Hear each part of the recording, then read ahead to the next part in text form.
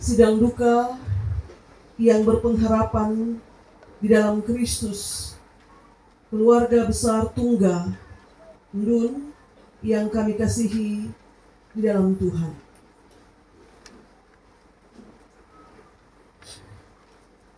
Melewati hamparan padang gurun yang luas dalam perjalanan dari Mesir ke Israel.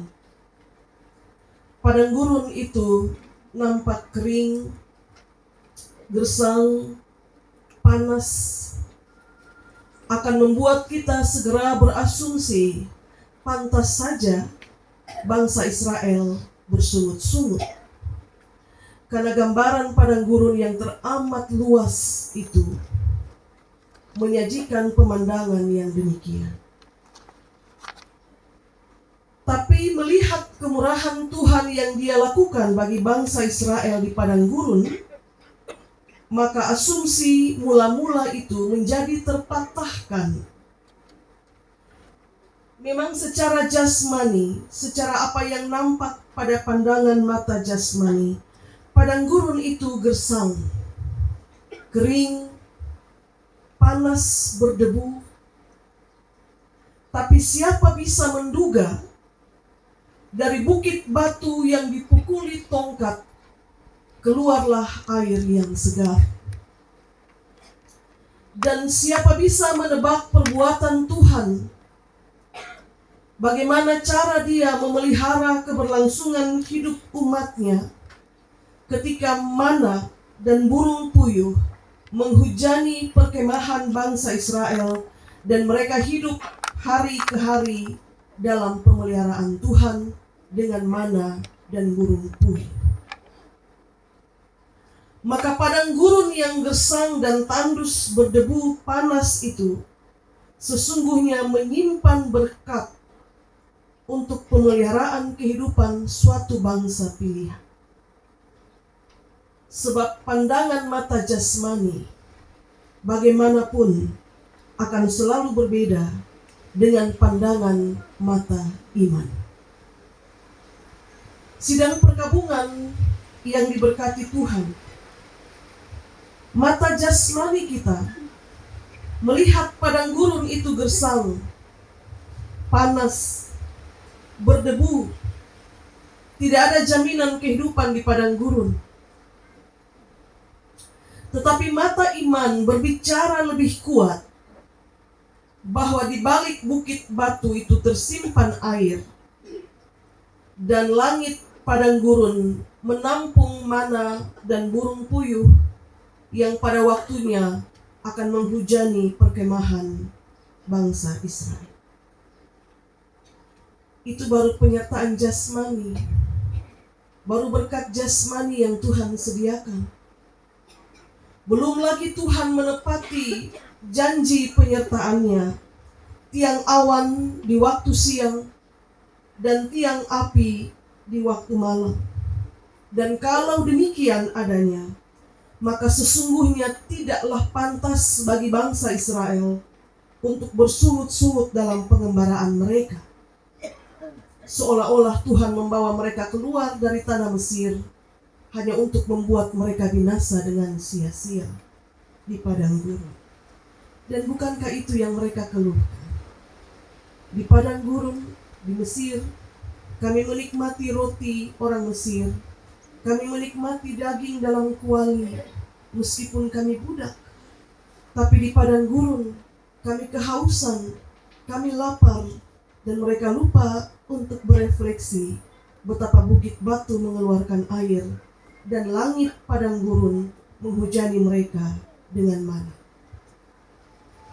Dan kalau kita bisa memetik pelajaran dari berkat-berkat yang tersedia di balik kekeringan padang gurun, maka sebenarnya kita juga bisa menemukan pelajaran dari berkat-berkat yang tersedia di balik peristiwa duka cita.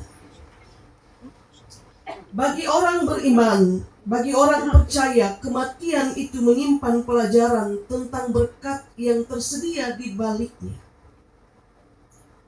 Bahwa kematian orang terkasih itu bagi beberapa orang itu membawa rasa susah dan itu benar. Kematian orang terkasih membawa penderitaan bagi beberapa orang, itu benar. Tetapi kita juga mesti mengingat, di balik peristiwa yang menyusahkan itu, tersimpan juga kebenaran tentang berkat.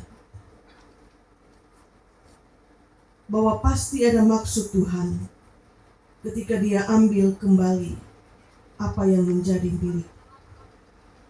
Ketika mereka yang berduka cita ditopang dalam duka, dihibur dalam duka, dikuatkan dalam duka, bukankah itu bagian dari berkat yang disediakan bagi Allah di balik kesusahan yang mereka alami, dan itu yang kita sebut sebagai kebenaran. Karena itu kepada orang percaya yang sedang berduka cita, firman Tuhan selalu mengingatkan, kalau engkau berduka, jangan engkau berduka seperti orang-orang yang tidak mengenal Allah.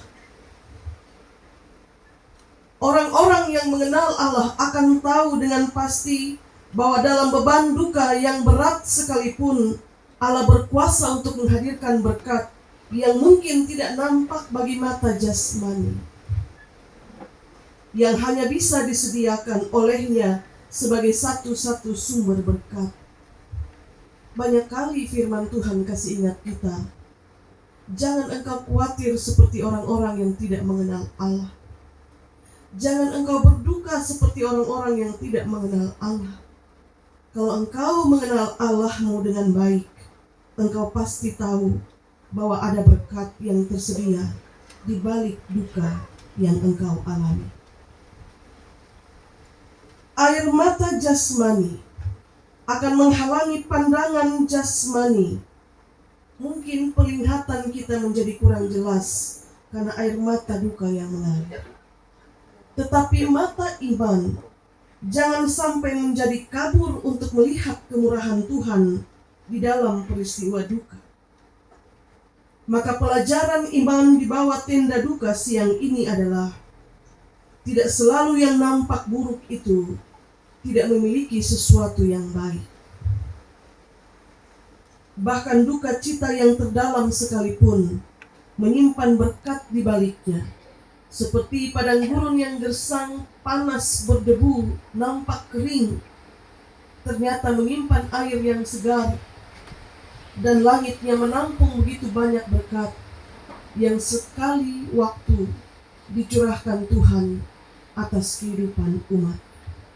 Dan firman Tuhan menyaksikan bagi kita, engkau tidak meninggalkan mereka di padang gurun karena kasih sayang yang besar kepada mereka. Dalam duka ini, kita juga bisa mengatakan hal yang sama, bahwa dalam duka yang mereka alami, Tuhan tidak meninggalkan mereka karena kasih sayang atas mereka. Kami turut berduka cita atas meninggalnya mendiang Bapak Othniel Tunggal di usianya yang ke-77 tahun 2 bulan 2 hari. Terlahir sebagai anak tunggal, memiliki anak dan anak meninggal,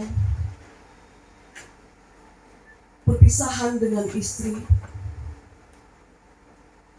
dan dia meninggal, dan kita semua berkumpul untuk mengantar dia dikuburkan di tempat yang disediakan. Tuhan memberkati kita sekalian dengan firman. Amin.